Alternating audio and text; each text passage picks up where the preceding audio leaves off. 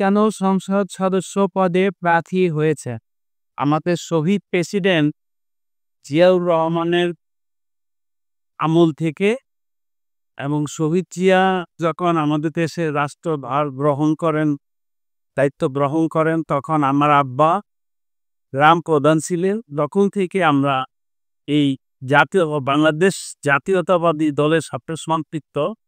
আমরা শহীদ জিয়ার যে কর্মকাণ্ড ছিল তখন, এগুলি খুবই ভালো কর্মকাণ্ড ছিল এবং আমাদের দেশের জন্য মঙ্গল ছিল। আমাদের দেশ যে ৯ মাস যুদ্ধ হয়েছে এবং স্বাধীন হয়েছে, আপনারা জানেন একটা দেশ স্বাধীন হলে, যুদ্ধ হলে তখন একটা অরাজকতা থাকে। সেই অরাজকতা আমাদের শহীদ প্রেসিডেন্ট জিয়াউর রহমান সমাধা করছে। এরশাদ সাহেবের আমলে যে আন্দোলন করছে আমাদের আপসহীন নেত্রী বেগম খালেদা জিয়া, সে এরশাদ সাহেবের সাথে কোনো আঘাত করে নাই এবং তার কোনো কথা তার সাথে সে মিলে নাই। কিন্তু আমাদের গত স্বৈরাচার সরকারের প্রধানমন্ত্রী, সে কিন্তু তার সাথে মিলে ইলেকশন করছে। কিন্তু আমাদের আপসহীন নেত্রী কিন্তু ইলেকশন করে নাই। সে বলছে যে স্বৈরাচার করতে হবে, গণতন্ত্র ফিরিয়ে আনতে হবে।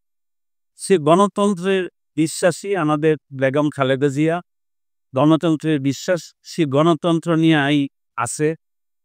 যেমন পরবর্তীতে যখন ৯১ সালে স্বৈরাচার এরশাদকে উৎখাত করতে সম্ভব হইল আমাদের বিএনপির পক্ষে এবং সর্বদলে মিলে তাকে উৎখাত করলো। পরে যে ইলেকশন হলো গণতন্ত্র, সেই গণতন্ত্র ফিরে আসলো এবং আমাদের বেগম খালেদা জিয়া সংসদে দায়িত্বভার গ্রহণ করলো। জনগণ বিপুল ভোটে আমাদের এই বাংলাদেশ সে বিএনপি সরকারকে বিপুল ভোটে নির্বাচিত করলো এবং সরকার গঠন করলো। এই পরপর ৩ বার সে প্রধানমন্ত্রী ছিলেন আমাদের দেশনেত্রী বেগম খালেদা জিয়া। ওই সময়টা এই যে আপসহীন নেত্রী এবং সে একজন অনেস্ট, একজন ভালো লোক, তার কর্মকাণ্ড আমাদের দেশের জন্য মঙ্গলজনক। এই জিনিসগুলো আমি উপলব্ধি কইরা তখন থেকে আমি আমার মুন্সিগঞ্জ ৩ আসনের জনগণের কথা চিন্তা করে আস্তে আস্তে আমি ভাবতে থাকি যে জনগণদের সাথে সম্পৃক্ত হইয়া এই দেশটা কিভাবে গঠন করা যায়, সন্ত্রাস মুক্ত করা যায়, আর মাদক মুক্ত করা যায়, কর্মসংস্থান করা যায়, বেকার সমস্যা দূর করা যায়। এই চিন্তায় না করতে সেই প্রেরণা এবং আমি যখন ইউনিয়ন পরিষদের চেয়ারম্যান ছিলাম,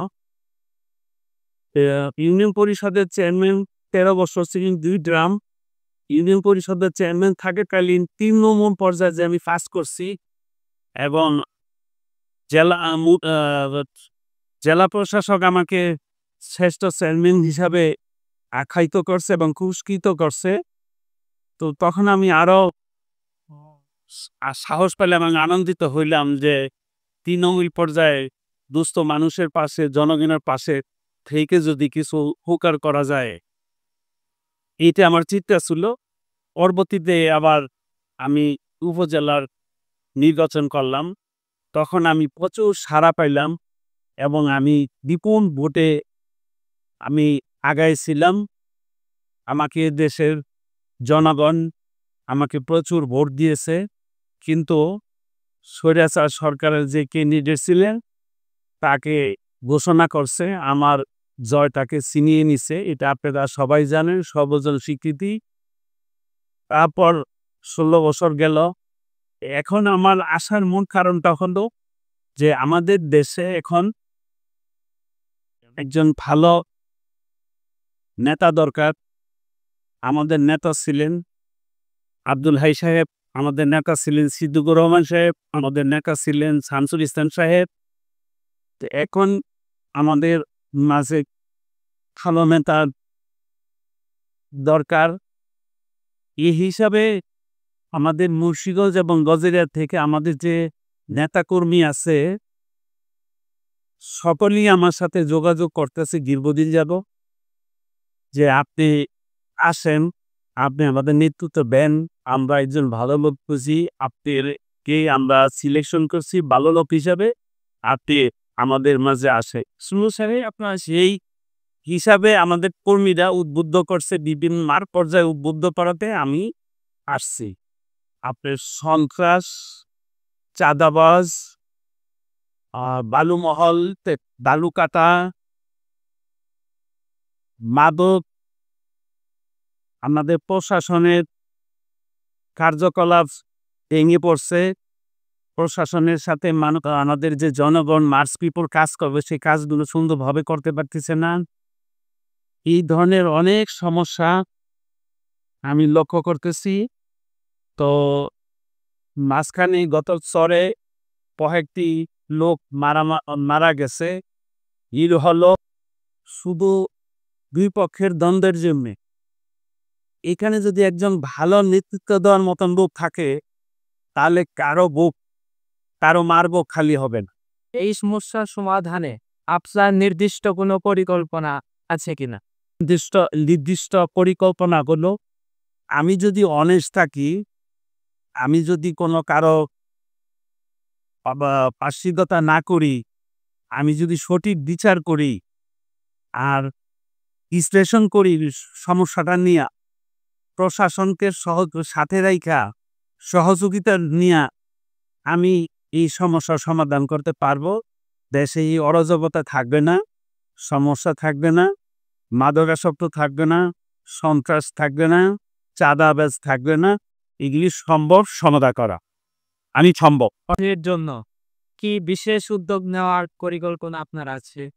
যুব সমাজ তো এখন আমরা যা লক্ষ্য করতেছি মাদকাসক্তে ভেঙে পড়তেছে, সেগুলো আমার হাতি থাকবে এলাকা ভিত্তিক, যে তরুণ ছেলেপেলে যাতে মাদকাসক্ত না হয় তাদের জন্য খেলাধুলার ব্যবস্থা করতে হবে, বিনোদনের ব্যবস্থা করতে হবে এবং তাদেরকে লেখাপড়ার জন্যে স্কুল কলেজ মাদ্রাসার যে সমস্যাগুলো আছে সেইগুলো সমাধান করে তাদের উদ্বুদ্ধ করতে হবে, লেখাপড়া করে যেন তারা চাকরি করতে পারে এবং একটা ট্রেনিংয়ের ব্যবস্থা করতে হবে।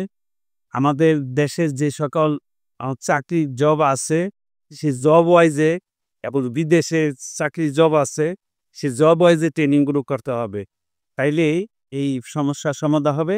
আর মেয়েরা মহিলাদের ঘরে বসে যাতে কাজ করতে পারে, কুটির শিল্প, সেলাই মেশিন দিয়ে কুটির শিল্পে কাজ করতে পারে। তারপরে এখন যে বর্তমান যুগে আধুনিক যুগ, আপনার আইটিতে আইটির মাধ্যমে আপনি দেশ বিদেশে বিভিন্ন ব্যবসা করতে পারে, বিদেশের সাথে বিভিন্ন কাজ করতে পারে ঘরে বসে। এই আইটি ব্যবস্থাটা ডেভেলপ করতে হবে, মেয়েরা ঘরে বসে কাজ করতে পারে, সেগুলো আমি করবো। রোগ ও স্বচ্ছতা নিশ্চিত করতে কি করবেন যদি আমি বাজি? আমাদের দল থেকে যদি আমাকে নমিনেশন দেয় তাহলে এই দুর্নীতির ব্যাপারে আমি জিরো টলারেন্সে নিয়ে আসবো, জিরো টলারেন্সে নিয়ে আসবো। আমি সেই আনার ক্যাপাসিটি আমার আছে। আমি যদি প্রশাসনকে সহযোগিতা করি আর প্রশাসন যদি আমাকে সহযোগিতা করে তাহলে দুর্নীতি থাকতে পারে না। জনগণের সঙ্গে কিভাবে যোগাযোগ ও জবাবদিহিতা বজায় রাখা হয়? নির্বাচনের পরে যোগাযোগের জন্য আমার প্রতিটা এলাকায় নির্দিষ্ট স্থান থাকবে, সেখানে আমার লোক থাকবে, কমিটি থাকবে, সেখান থেকে আমি তথ্য নিব এবং তথ্য নিয়ে সেই এলাকার সমস্যাগুলো কোথায় কি সমস্যা এগুলো আমি প্রতি সপ্তাহে 2 দিনে আসবো, এসে আমি সমস্যাগুলো এলাকা ভিত্তিক সমস্যাগুলো সমাধান করতে। সবচেয়ে বড় লক্ষ্য বা স্বপ্ন এটা কি আগামী 5 বছর? আগামী ওনার এলাকার সমস্যাগুলো প্রথম ফাইন্ড আউট করবো, এই সমস্যাগুলো যেমন মনে করেন সন্ত্রাস, চাঁদাবাজ, মাদক, শিক্ষার মান, এই জিনিসগুলো আমার পার্ট বাই পার্ট পর্যায়ক্রমে এগুলো আমি জিরো টলারেন্সে নিয়ে আসব এবং এই মুন্সিগঞ্জ ৩ আসনকে বাংলাদেশের মধ্যে একটি দৃষ্টান্তমূলক এই আসন হবে। সেটা হইল আমার পরিকল্পনা, যাতে করে আমি যদি অপশন নিতে চাই ৫ বছর পর, আমার এই কর্মকাণ্ডের মাধ্যমে যেন জনগণ আমাকে না ছাড়ে, সেই কাজ করতে হবে আমরা। আপনার ভোটারদের উদ্দেশ্যে কি বার্তা দিতে চান? আমাকে নমিনেশন দেয় দল থেকে, যে আমার বার্তাটা হলো ভোটারদের, জনগণ হইল আমাদের দলের উৎস। জনগণ যদি শান্তি পায় আমাদের এই জাতীয়তাবাদী দলের নেতাকর্মীদের মাধ্যমে, এটি হলো সবচেয়ে বড় জিনিস। আর নেতাকর্মীরা যাতে আমাদের কাছ থেকে সহানুভূতি পায়, তাহলে আমরা নেতাকর্মীরা দিয়া তাদের মূল্যায়ন আমরা করব। মূল্যায়ন করলেই তারা আমাদেরকে সহযোগিতা করবে। তো সুতরাং এখানে আমাদের সমস্যার সমাধান করা সম্ভব। যোগাযোগের বিষয়টি আমাদের খুবই অবহেলিত। আপনি যদি এই এলাকার সংসদ সদস্য নির্বাচিত হয়, সেক্ষেত্রে আপনার কি পরিকল্পনা আছে? আমাদের ঢাকার পাশে, আমাদের ঢাকা থেকে নরসিংদীতে আসার সময় লাগে মাত্র ১ ঘন্টা লাগার কথা, কিন্তু রাস্তাঘাট উন্নত থাকাতে আমাদের এখন কখনো কখনো ঢাকা থেকে মুন্সিগঞ্জে আসতে ৩ ঘন্টা লাগে, কখনো কখনো ৪ ঘন্টা লাগে। অথচ আমাদের একেবারে কাছে মাত্র ১ ঘন্টার সময় লাগার কথা। তো সেই ক্ষেত্রে আমাদের এখানে ঢাকা থেকে এখানে মেট্রো রেলের যোগাযোগ ব্যবস্থার ব্যাপারে আমার পদক্ষেপ থাকবে। এবং আমাদের যে এখন রাস্তাগুলো হয়েছে বেতকাতে গড়িয়ে দিয়ে যে রাস্তাটা গেছে, এই রাস্তাটা আমাদের সাবেক মন্ত্রী মহোদয় এন শামসুল ইসলাম সাহেব এই রাস্তাটার জন্য অনেক কষ্ট করছে। এই রাস্তাটা সম্পূর্ণ করে যেতে পারে নাই। আমার প্রচেষ্টা থাকবো আমাদের পাশের সংসদ সদস্য জনাব মিজানুর রহমান সাহেবের এলাকা পড়ছে, তারে সাথে নিয়ে আমাদের বেতকাতে এগুলো গিয়ে ঢাকা যেতে আমাদের অল্প সময় লাগবে। এই রাস্তাটা করা খুবই জরুরি। এই রাস্তাটা 70% হয়েছে, 30% রয়ে গেছে আমার জানার। এই কাজটা আমার ১ নম্বরে করতে হবে। ওই সংসদীয় এলাকা নিয়ে নারায়ণগঞ্জের সংসদ এলাকার এমপিরে নিয়ে আমার এখানে ২-৩ জায়গা নিয়ে ৩টা এরিয়া, একটা হলো নারায়ণগঞ্জ, একটা হলো আমাদের সেরাজদিঘা। এই রাস্তাটা আমাদের জরুরি করতে হবে। আর বাকি মেট্রো রেলটা আমরা যাতে ঢাকা থেকে নারায়ণগঞ্জ হয়ে এইখানে আসতে পারে, সেটার ব্যাপারে আলোচনা চলতেছে। আমরা সেটার ব্যাপারে চেষ্টা করব যাতে দ্রুত ঢাকার সাথে আমাদের ব্যবস্থাটা হয়। এই ব্যাপারে আমার কাজ থাকবে যোগাযোগ মন্ত্রণালয়ে যোগাযোগ করে, এলজিআরডিতে যোগাযোগ করে আমি কাজটা যাতে করতে পারি। দেশে যেমন একটা সুন্দর কি যোগাযোগ ব্যবস্থাটা করে যেন একটা দেশকে একটা স্বনির্ভর করতে পারি, এই ব্যবস্থাটা আমার কাজ। কলেজের দাবি উঠছে, আপনি যদি সংসদ সদস্য নির্বাচিত হন, সেই দাবিটা কতদূর এগিয়ে নিয়ে যান? শুধু যদি একটা বড় মেডিকেল কলেজ হয়, তাহলে এইটা সবার সহযোগিতা লাগবে। আমি সবার সহযোগিতা নিয়ে এইটা আমি করতে পারবো ইনশাল্লাহ, আশা করি। আমার সেই পরিচিতি, আমার সেই মেধা, আমার সেই যোগাযোগ সবার সাথে আছে এবং থাকবে। এই কাজগুলো আমি করতে পারবো ইনশাল্লাহ। স্যার, যেহেতু মুন্সিগঞ্জে যোগাযোগের ব্যাপারটি আপনি তুলে ধরেছেন, এক্ষেত্রে আপনার স্বাস্থ্য খাতটাও একটি গুরুত্বপূর্ণ খাত। ওই ক্ষেত্রে আপনার পরিকল্পনা কি আছে? ক্ষেত্রে স্বাস্থ্য সেক্টরে আমাদের খুবই অবহেলিত সারা বাংলাদেশই। তো বিশেষ করে আমাদের মুন্সিগঞ্জে অবহেলিত। এই স্বাস্থ্য সেবার ব্যাপারে আমার একটা বড় থাকবে, চেষ্টা থাকবে। এখানে যাতে আমাদের মেডিকেল কলেজ, যেটা কথা, একটা মেডিকেল কলেজ করতে হবে এবং বর্তমান যে হাসপাতালগুলো আছে আমাদের মুন্সিগঞ্জ এবং রোজারিয়াতে, এই কিন্তু পুকুরে আরো উন্নতি করা এবং এখানে আরো সিট বাড়ানো, রোগীর সংখ্যাও যাতে এখানে বেশি থাকতে পারে এবং ভালো ডাক্তারের যাতে অ্যাপয়েন্টমেন্ট হয়।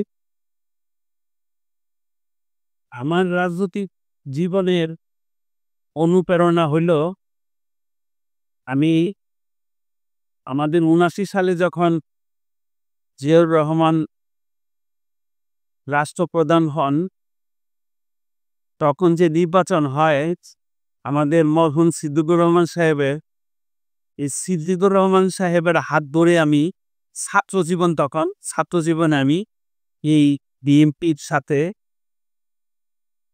কাজ করি এবং এই দলের সাথে কাজ করি এবং সিদ্দিকুর রহমান সাহেবের নির্বাচনটি আমার সম্ভব হয়েছে নির্বাচনটা খুব তার সাথে সহযোগিতা করা।